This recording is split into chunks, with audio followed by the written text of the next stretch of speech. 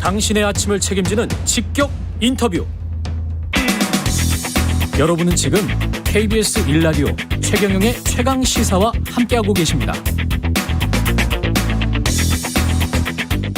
네, 더불어민주당 전당대회가 일주일 채 남지 않았습니다. 당대표 경선만큼이나 최고위원 후보 경쟁도 치열하게 진행되고 있는데요. 최고위원 선거에 나선 초선 의원입니다. 김용민 의원 연결해서 이야기 나눠보겠습니다. 안녕하세요. 네, 안녕하세요. 김용민입니다. 예, 최고위원 후보 간의 경쟁이 좀 치열할 것 같은데 어떻게 보십니까? 될 것 같습니까? 저는 예. 최선을 다하고 있고 이제 오늘부터 그 투표가 시작되는데요. 예. 예, 저는 이제 하여튼 선택을 기다리고 있습니다. 몇 명이 나오셔가지고 네. 몇 명이 되는 겁니까? 이게 몇 위까지 되는 겁니까? 그 7명이 지금 나와 있는데 예. 5명까지 5위까지가 최고위원이 됩니다. 7명 나와서 5위까지. 네. 잘 하셔야 되겠네요. 쉽지는 네네. 않죠. 나오신 분들도 다 쟁쟁한 분들이라 그러죠. 예, 맞습니다. 예. 선거에 나오게 된 이유는 뭘까요? 사실 좀 고민을 많이 했어요. 그런데 선거에 나온 결정적인 이유는 우리 당내에서 보궐선거 패배 이후에 개혁 과제들이 좌초될 그런 분위기들이 감지되기 시작했거든요. 예. 그래서 개혁이 늦춰지거나 좌초되면 안 된다라는 절박한 심정으로 최고위원회 출마해서 당선되면 개혁을 끝까지 이끌어내겠다라는 생각을 가지고 나왔습니다. 강점은 뭐라고 보세요? 약점은 또 뭐라고 보시고? 이거 좀 부끄럽긴 한데 예. 저는 그래도 그 젊은 초선 의원이기 때문에 예. 세대 간 소통을 가장 잘할 수 있다라는 강점과 또 추진력, 제가 하려고 하는 일에 대해서 끝까지 하려고 하는 그 추진력이 제 강점이라고 생각하고요. 예. 약점은 아무래도 이제 정치 경험이 다른 후보님들에 비해서 가장 부족하다라는 것을 꼽을 수는 있겠지만 그게 또 강점이 될 수도 있습니다. 예. 네. 그 사실은 이미지가 김용민 의원이 지금 초선으로 들어가셔가지고 약간 이제 특히 이제 검찰 개혁을 높이 외치셨기 때문에 네. 어떤 강경한 개혁 이미지가 있단 말이죠. 네. 근데 이제 전반적으로 재보궐선거에서 패배한 다음에 민주당도 그렇고 국민의힘도 그렇고 중도로 가는 게 맞지 않는가라는 그런 또 뭐랄까요? 민심, 사회적 분위기 뭐 이런 게 좀 있는 것 같아요. 네네. 이게 최고위원 선거에 좀 영향을 미칠까요? 어떻게 생각하세요? 이게 당내에서도 다양한 의견들이 나오고 그런 분석들도 나오고 있긴 한데요. 예. 그 당내 선거이기도 하고 저는 또 개인적으로는 우리 당원들을 설득하지 못하면 그 국민들도 설득하기 어렵다라는 생각을 가지고 있거든요. 예. 그리고 이번 보궐선거에서도 보셔서 아시겠지만 우리 당원들조차도 우리 당이 일을 제대로 못했다라고 분노하거나 실망하셔서 예. 적극적으로 투표를 안 하시거나 포기하시거나 이런 것들이 감지가 됐거든요. 예. 그래서 먼저 우리 당원들을 충분히 설득하는 정책들 그리고 소통하는 과정을 거쳐서 그게 국민들께도 이해가 되고 설득되는 과정들을 거치면 사실 당신 민심 이렇게 얘기하는데 그게 크게 다르다고 생각하지는 않습니다. 예. 당원들도 다 국민들이기 때문에 그래서 그런 과정을 우리가 조금 더 철저하게 거쳐야 된다 이렇게 생각하고 있습니다. 그 언론에서 흔히 말하는 당내 친문과 비문의 대결, 당원들의 표심 이야기할 때 그런 이야기 많이 하잖아요. 네. 예. 관련해서 또 일부 강성 지지자들의 문자 폭탄 이야기도 많이 나오고 있고 여기에 관해서는 어떻게 생각하세요?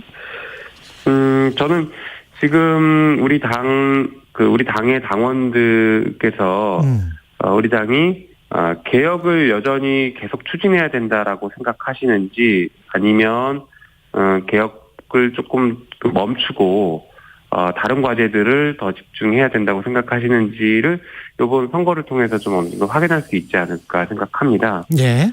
그리고 또 한편으로는 이렇게 문자 폭탄 말씀하셨는데 강성 지지자라고 표현될 수도 있지만 저는 적극적으로 의사를 표시하는 지지자들이라고 생각하는데요. 예.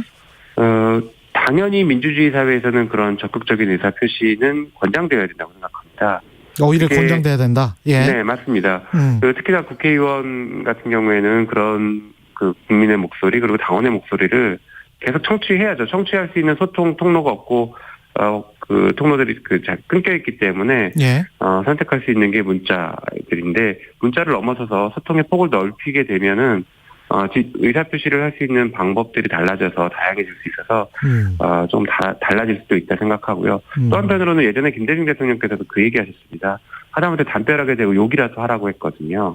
이게 지금 우리 민주당 당원분들께서 그렇게 문자를 보내시는 것들은 그런 표현이다라고 저는 생각하고 있어서 권장돼야 될 일이다라고 생각하고 있습니다. 지난번에 그 박완주 의원과 원내대표 나오셨던 인터뷰를 했었을 때 박 의원님은 그런 말씀하셨거든요. 그게 폭력처럼 네. 비춰질 수도 있고 사람들 특히 이제 국회의원들도 그렇고 어떤 좀 제어하는 수단이 될 수도 있다. 억압하는 수단이 될 수도 있다. 그래서 너무 심한 거는 좀 자제를 해야 되지 않나 이런 말씀을 하셨거든요. 어떻게 생각하세요?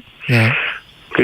먼저 내용 자체가 범죄를 구성할 정도, 협박을 하거나 하는 그런 범죄를 구성할 정도라면은 그거는 또 그 표현의 자유 영역을 넘어서는 것이니까 별개의 문제인데, 그렇지 않고 표현의 자유 영역에 있는 범위 내에서는 저는 그렇게 제한을 하거나 할 게 아니라 오히려 권장하고 오히려 그 권장해야 의견들을 된다. 저희가 충분히 들어야 된다 생각하고 있습니다. 검찰 개혁 이야기하기 전에 2030 세대에 관해서는 그 이번에 선거 때 끌어안지 못했다는 평가도 나오고 있는데 젊은 세대를 끌어안을 수 있는 어떤 전략은 필요하다고 보시는 거죠?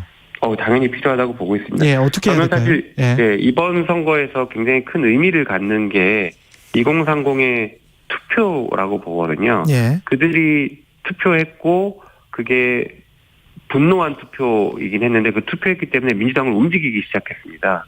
그래서 투표의 힘을 정말로 제대로 보여준 선거였다라고 생각해요. 예. 그래서 지금 민주당에서는 2030에 대해서 그동안 저희가 소통 못했던 것들 그리고 어떤 정책을 펴야 될지에 대한 근본적인 어떤 반성들과 논의들이 시작되고 있거든요. 기본적으로는 청년에 대한 정책들, 청년들이 지금 불공정하다, 이 사회가 불공정하다라고 느끼는 다양한 부분들이 있거든요. 거기에 대해서 매우 민감하게 반응하고 분노하고 있는 것들인데 그걸 2030을 넘어선 40년대 이후의 세대, 40 이후의 세대들은 그 분노에 대한 그 공정성에 대한 민감도가 서로 좀 다릅니다. 그래서 쉽게 잘 이해하지 못했던 부분들이 있는데 소통의 폭을 넓혀서 청년들이 분노하는 그 부분에 대한 청년 정책을 좀 근본적으로 다시 설계해야 된다 이렇게 생각하고 있습니다. 윤석열 전 검찰총장 이제 후임자를 뽑아야 되는데 새로 임명될 총장은 비검사 출신이어야 한다. 이렇게 이제 명확히 SNS에 밝히셨단 말이죠. 네네. 이거는 어떤 의미인가요? 크게 이제 두 가지 의미가 있습니다. 네. 첫 번째는 우리가 검찰총장 하면 당연히 검사여야 된다고 생각하고 있는데 검찰청법에는 그렇게 되어 있지 않거든요. 예. 그래서 15년 이상의 변호사 자격만 있으면 검찰총장이 될 수 있어요. 물론 실제로 대법관 같은 경우에도 같은 자격 요건이라서 판사 출신이 아닌 대법관들도 많이 배출되고 있습니다. 그래서 우리가 그 사고 이틀을 좀 깨일 필요가 있다라는 게 첫 번째이고요. 두 번째는 이게 수사 기소가 저희 민주당이 약속한 대로 하면 6월 달에 수사 기소 분리 법안을 통과시킬 건데 새로운 검찰총장이 검사 출신이면 수사 기소 분리에 대해서 조직적인 저항을 할 가능성이 매우 높다. 그러니까 다시 말해서 그 검사들 입장에서는 자기들 권한이 축소되는데 그것을 검찰총장이 막아내지 못한다라고 이렇게 평가를 할 수 있거든요.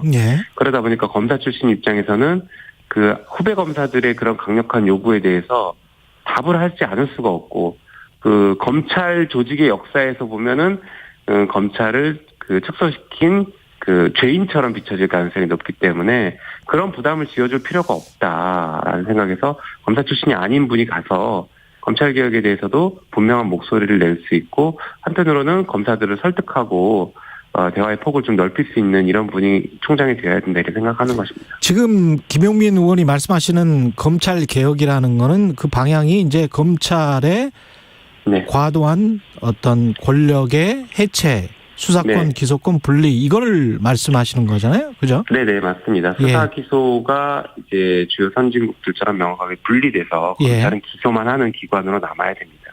그게 이제 검찰 개혁의 핵심이다. 계속 그렇게 주장하고 계시는 거고, 그죠? 네, 맞습니다. 그 전에 보면 검찰은 우리 사회에서 가장 불공정한 기관이 됐다. 이것도 이제 직접 말씀하신 건데. 네네. 예, 예. 이게 그래서 이제 검찰을 개혁해야 된다. 이렇게 가는 거잖아요. 네네, 맞습니다. 그럼 검찰이 가장 불공정한 기관이 됐다라고 주장하시는 근거는 뭡니까? 뭐 쉽게 생각하면 김학의 사건도 우리가 예를 들 수 있고, 예. 그 검찰의 제19 감싸기가 지금 그 도를 넘는 수준이죠. 그것이 지금 사실상 범죄 수준에 이를 정도로 제19 감싸기는 철저하게 하고 있고, 예. 그리고 힘없는 사람들에 대해서는 지나치게 가혹하게 처벌하고 있다라는 점들이 이제 불공정성의 상징이 돼가고 있어요. 한편 우리가 그 일반 서민들, 그다음에 중산층들, 일반 국민들이 억울한 일을 당했을 때 가장 마지막에 호소하는 곳이 수사기관이고 법원이지 않습니까? 네. 그런데 여기서 법 집행을 공정하게 하지 않고 힘 있는 사람들 편에 선다, 혹은 전관예우라는 것을 허울을 들어서 돈 많은 사람들은 또 검사 정관들을 선임해서 다 빠져나간다라고 하면 억울함을 호소할 수 있는 곳이 없어지는 것이죠. 그러면 결국에는 불공정을 고착화시키고 불공정을 해소해야 될 가장 막강한 권한을 가진 곳이 불공정을 더 고착화시키고 더 폭넓게 저변을 확대시키는 그런 기관으로 전락해버린다라는 차원에서 그런 말씀을 드린 겁니다. 근데 이제 검찰의 권력 남용이나 검찰의 권력 집중을 비판을 하고는 있는데 검찰총장 후보군에 이제 여러 사람들이 들어가 있습니다만 그 중에서 이제 언론은 그렇게 분류를 한단 말입니다. 친정권, 중립, 뭐 반정권, 뭐 이렇게 분류를 하더라고요. 네. 그러면서 이제 이성윤 서울중앙지검장도 일종의 이제 친정권 검찰총장 후보군의 한 사람으로 분류가 돼요.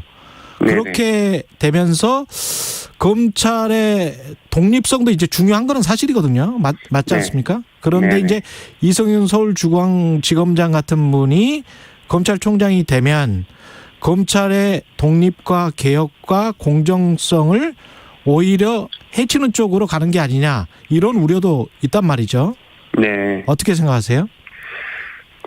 뭐 특정인에 대해서 얘기하는 게 조금 그럴 수 있긴 한데, 예. 기왕 얘기가 나왔으니까 말씀을 드려보면요.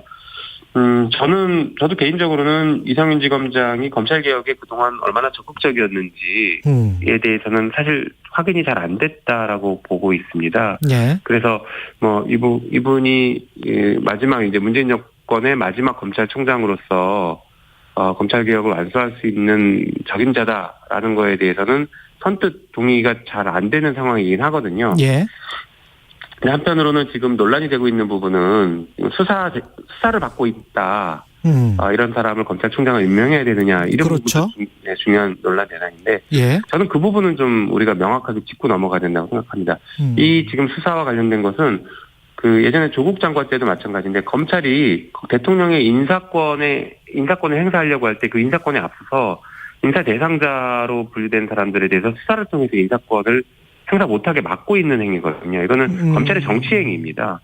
게다가 더 중요한 것은 그 검찰총장의 경쟁자라고 보여지는 조남관 그 대검 차장이 예. 수사를 총지하고 있는데, 수사권을 통해서 경쟁자를 배척시키려고 하는 이런 우려, 이런 의심을 받고 있는 상황은 매우 부적절하다라고 보여지는 것이죠. 특히 검찰이 그동안 해왔던 검찰의 주요 라인들, 주요 요직에 있었던 자기들의 조직의 최정점에 있었다고 보이는 이 사람들이 자기들의 권한을 끝까지 놓지 않고 유지하려고 하는 그런 방식들을 수사권과 기소권을 남용해서 쓰고 있는 것을 계속 유지하고 있다. 저는 그렇게 평가할 수 있어 보입니다. 그래서 이성윤 지검장 개인이 뭐 적절하냐 부적절하냐에 대한 것은 뭐 차치하더라도 지금 흘러가고 있는 검찰의 이런 행태는 매우 부적절하다, 이렇게 볼 수 있습니다. 그럼 차기 검찰총장은 어떤 기준으로 어떤 사람이 돼야 되는지 그 말씀을 좀 해 주셔야 될 것 같은 게, 최근 박범계 법무부 장관이 네. 차기 총장의 인선 기준으로 대통령의 국정 철학과의 상관성, 이걸 언급했는데 이게 무슨 네네. 말이지? 라는 어떤 의문이 들기는 합니다. 이 말 자체가. 네네. 예. 네. 제가 바라보는 관점에서는 예. 이제 검찰 개혁에 그 조직적인 저항을 하지 않고 검찰 개혁에 동참할 수 있는 사람이 지금 가장 중요한 그 인선 기준이 되어야 된다고 생각하고 있고요. 또 한편으로는 예. 검찰에 현재 가지고 있는 수사권을 공정하고 독립적으로 행사할 수 있게 그 수사권을 통해서 정치를 하려고 하지 않는 공정성과 독립성을 갖춘 사람이 필요하다고 생각합니다. 예. 근데 이제 법무부 장관의 발언 같은 경우에는 제가 볼 때 바람직한 발언은 아니다라고 보여지는데 거기서 또 우리가 지나치게 비판을 하지 않아야 된다는 관점에서 말씀드리자면 이겁니다. 검찰총장을 우리가 우리 헌법에서는 행정부 소속 국가 공무원으로 두고 있습니다. 그러면 대통령을 정점으로 한 행정부의 국정 철학을 공유하는 것은 어떻게 보면 당연한 것이죠. 예, 그러니까 알겠습니다. 여기까지 독립적으로 행사하는 거는 또 다른 문제입니다. 알겠습니다. 예, 오늘 말씀 감사하고요. 더불어민주당 김용민 의원이었습니다. 고맙습니다. 네, 감사합니다.